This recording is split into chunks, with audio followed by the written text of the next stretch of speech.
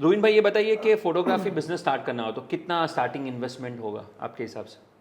सबसे अच्छा क्वेश्चन है और सबसे खराब क्वेश्चन भी अगर मैं बोलूँ तो यही है क्योंकि फोटोग्राफी स्टार्ट करने के लिए आज की तारीख में उतना पैसा नहीं चाहिए। मैं बोलता हूँ कि पान का गल्ला लगता है ना, उससे भी कम अमाउंट में फोटोग्राफी स्टार्ट हो जाती है। ओहो। आप 1.5-2 लाख रुपए लेकर भी एक बार अपना करियर स्टार्ट कर सकते हो इस फील्ड में। तो ओके। लोग यही कर रहे हैं, इसलिए इस फील्ड के लिए कहते हैं ना कि सबसे बड़ा ड्रॉबैक ये है और फायदा भी है। ओके। बट जो फ्यूचर अच्छे से कर लेगा तो फायदा। ओके। बट जो सोचता है कि यार 1.5 लाख में काम स्टार्ट हो रहा है, महीने का 20,000 मिला, जो भी रेट में काम कर लो, ठीक है, तो ये सबसे ज्यादा ये चीज इसमें हो रही है कि कम रेट में, क्योंकि कम चीजों से काम स्टार्ट कर रहे हैं और कम रेट में ही काम कर रहे हैं।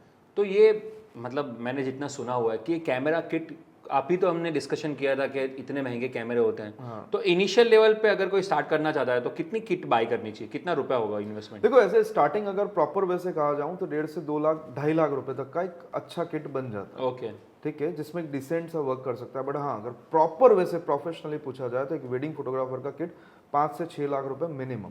फोटोग्राफर, ताकि लेंसेज भी आ गए, कैमरा बॉडी आ गई, और अगर वीडियोग्राफर है, सिनेमाटोग्राफर, तो 1 लाख रुपए और ऐड कर लो, गिम्बल, लाइट्स, थोड़ा सा ओके। ये। ओके। इसलिए और कैसे क्लाइंट कैसे मिलने चालू होते हैं? क्लाइंट मिलना, जब तक आप अपना वर्क दिखाओगे नहीं, अपना काम दिखाओगे नहीं, तब तक पॉसिबल नहीं है कि आपको क्लाइंट्स मिलेंगे। Okay. और स्टार्टिंग में क्लाइंट्स आपको चेक करता है, तो अपने आप को बेचो। ओके। अपने फोटोज मत बेचो, अपने आप को बेचो। Right. क्लाइंट्स आपको डेफिनेटली मिलेंगे, ओके। क्योंकि सर्विस इंडस्ट्री में, राइट। और सर्विस इंडस्ट्री में आपको अपने आप को ही बेचना होता है। लोग फोटो बेचने के पीछे लगे होते हैं। Right. मैं फोटोज नहीं बेचता, मैं अपने आप को बेचता हूँ। मैंने इवन मैंने ये आपको बात बताई नहीं इसमें, मैंने कई वेडिंग ऑर्डर्स ऐसे बुक किए हैं जिसके अंदर मैंने वेडिंग का एक फोटो भी नहीं दिखाया। नहीं दिखाया। ओके। एक फोटो भी नहीं दिखाया, एक डेमो भी नहीं दिखाया है। और वेडिंग ऑर्डर ऐसा भी नहीं कि वो 1-1.5 लाख के, वो 3-4 लाख के बुक किए। क्या बात कर रहे हो? हाँ, एक सिंगल फोटो नहीं दिखाया है और वेडिंग ऑर्डर बुक किया। Amazing. इसलिए कह रहा हूँ, अपने आप को बेचो, वो मत बेचो। सही बात है। ध्रुवीन जी, एक एडवाइस जो आप यंग फोटोग्राफर्स को देना चाहते हैं जो अभी ये इंडस्ट्री में आए हैं? पहले थोड़ा अच्छे से सीख लो। प्रेजेंटेशन सीखना बहुत जरूरी है इस फील्ड के अंदर, क्योंकि इतने ज़्यादा अनप्रोफेशनल फोटोग्राफर इस फील्ड के अंदर हैं जो पूरे फील्ड का नाम बिगाड़ रहे हैं। ओके। ठीक है ना, क्योंकि नॉलेज कहाँ काम आती है, वो ऑन फील्ड पता लगती है। तो अच्छे से थोड़ा सा एक्सपीरियंस लेके, किसी एक्सपीरियंस फोटोग्राफर के अंडर थोड़ा काम करके, जो नॉलेजेबल फोटोग्राफर है और एक्सपीरियंस फोटोग्राफर, उसके अंडर में काम करके 6 महीना मिनिमम, फिर फील्ड में उतरो तो काम करने में मज़ा आएगा। क्योंकि सीखने की एक एज की लिमिट होती है। जब आप फील्ड में उतरे हो 3-4 साल, मैक्स टू मैक्स 5 साल तक आप कुछ चीज़ सीखोगे।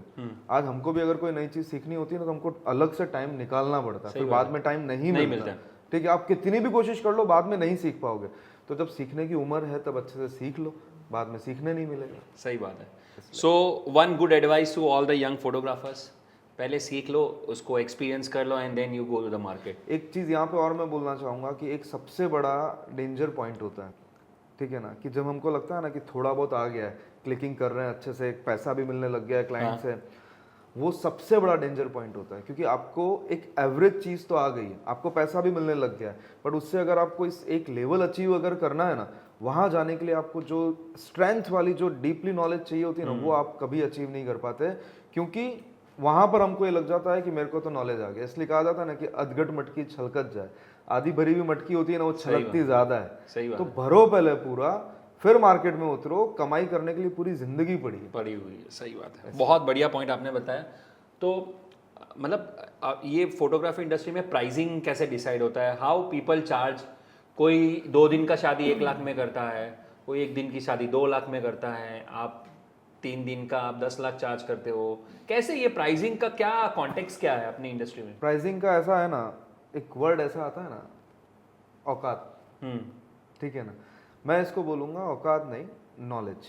ओके। और नॉलेज के साथ साथ आप में कितनी ताकत है मांगने की। ओके। ठीक है, अगर आप में ताकत मांगने की, आपके पास नॉलेज इतना ज्यादा है, मांगने की ताकत नहीं है ना कि मैं लाख रुपया, सच में फोटोग्राफर्स डरते हैं कि मैं कितना कोटेशन दूं, कहीं क्लाइंट भाग नहीं जाए। सही बात। आपके अंदर से वो डर निकलना चाहिए कि भाग जाए तो भी कोई दिक्कत नहीं, इससे अकेले से मेरा घर नहीं चलने वाला। तो आप तब आप अपना 2.5 लाख रुपए 5 लाख रुपए बोल पाओगे। मेरे को आज भी ध्यान है कि जहाँ कई बार ऐसा होता है कि 5 लाख बोला है, क्लाइंट 15 में कहीं और काम कराता है। सही बात है। ठीक है, तो आप बोलने से मत डरो। और वो चलो एक सिंपल सा एग्जांपल आपसे पूछता हूँ, ठीक है, बचपन में आप स्कूल गए थे, कभी टीचर ने कोई क्वेश्चन पूछा और आपको अगर आंसर नहीं आता था, तब आप क्या करते थे? छिपते थे। हाँ सही बात है। और जिसको आंसर आता था क्या करता था? वो आगे बढ़ के वो हाथ ऊंचा करता था, एकदम खुद भी खड़ा होता था। हाँ सही बात है। क्यों होता था? क्योंकि कॉन्फिडेंट थे। कॉन्फिडेंस क्यों था? क्योंकि नॉलेज था। राइट। मैं इसलिए कहना चाहूंगा कि हर एक चीज सीक्वेंस वाइज होती है। पहले नॉलेज जब होगा तब आपका कॉन्फिडेंस अपने आप आ जाएगा। लोग बोलते हैं मेरे को कॉन्फिडेंस नहीं है। कॉन्फिडेंस इसीलिए नहीं है क्योंकि नॉलेज नहीं है। राइट। अभी आप ये पॉडकास्ट में मेरे से साइंस का सवाल पूछो, मेरा कॉन्फिडेंस अपने आप डल हो जाएगा क्योंकि मेरा सब्जेक्ट नहीं है। राइट। फोटोग्राफी में क्यों है? क्योंकि मेरा कॉन्फिडेंस है। राइट। इसलिए नॉलेज लो और देन उसके बाद आप करोगे तो आप अपना रेट है ना, मुंह मांगा रेट ले पाओगे। और मैं यहाँ पर हमारी क्लासेस में फर्स्ट डे चीज बोलता हूँ, इस इंडस्ट्री में 2 तरीके से काम होता है। या तो आप काम मांगने जाओगे तो रेट कौन डिसाइड करेगा? सामने वाला डिसाइड करेगा। और सामने वाला अगर आपको काम देने आया है तो रेट कौन डिसाइड करेगा? हम डिसाइड करेंगे। क्या बात है। तो आपकी नॉलेज के ऊपर ही आपका कॉन्फिडेंस है और आपके कॉन्फिडेंस के ऊपर ही आपका प्राइसिंग है।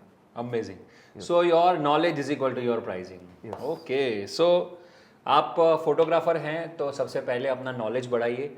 नॉलेज बढ़ते जाएगा, डेफिनेटली आपकी प्राइस भी बढ़ती जाएगी। So that is what the short formula to increase the price. Okay, आप एंटरप्रेन्योर्स को क्या बिजनेस एडवाइस देना चाहते हैं as an entrepreneur? As a photographer ना, no, as an entrepreneur to another entrepreneur, to any entrepreneur existing in the world, आपका क्या message है उनके लिए? यही है कि सेल्फ डेवलप करते जाओ। जितना ज़्यादा आप अपने आप को देते जाओगे उतना ही आप बाहर निकालते जाओगे। अब क्या देते हो वो बहुत मैटर करता है। वो का है ना, गार्बेज इन गार्बेज आउट। ठीक है, आप क्या डालोगे? आप अगर एक आम बोओगे तो आपको आम का पौधा मिलेगा, बबूल बोओगे, कांटे बोओगे तो कांटे मिलेंगे। सही बात। तो आप एज ए एंटरप्रेन्योर सबसे मेन चीज़ है ट्रस्ट के साथ काम करो। इंडिया है, प्रोफेशनलिज्म चलता है, बट पैरेलली रिलेशन भी चलते हैं। राइट। ठीक है, दोनों चीज़ें मेंटेन करो। आज इतने एक्सपीरियंस होने के बाद भी, नॉलेज होने के बाद भी, नॉलेज तो चलो ठीक है हम हर वक्त आज भी सीख रहे हैं, बट 20 साल के एक्सपीरियंस के बाद भी कई बार हमारा, ये बात बहुत इंपॉर्टेंट है, ध्यान से सभी सुनिएगा, कई बार हमारा काम बिगड़ता है। ठीक है, हर वेडिंग्स अच्छे से नहीं होती, हर कमर्शियल शूट अच्छे से नहीं होता, तब क्लाइंट के आगे हमारा रिलेशन काम आता है। ठीक है, और कई बार ऐसा भी होता है कि पैसों को लेकर के 2 बात को लेकर रिलेशंस बिगड़ते हैं, तब हमारा काम आता है। सही बात है कि क्लाइंट को पता है कि इससे रिलेशन बिगाड़ूंगा तो ऐसा काम ये कोई और करके देगा नहीं। आज मेरे 15-15 साल पुराने क्लाइंट भी मेरे को आज अच्छे से आज भी मेरे पास काम करा रहे हैं। क्यों? क्योंकि उसको पता है इसका काम भी अच्छा है, इसका रिलेशन भी अच्छा है। तो दोनों में से कई बार आपके लिए कौन हेल्पफुल होगा आपको पता नहीं, इसलिए वर्क आपका बेटर होना जरूरी है और आपके रिलेशंस भी अच्छे होने जरूरी है। क्या बात है।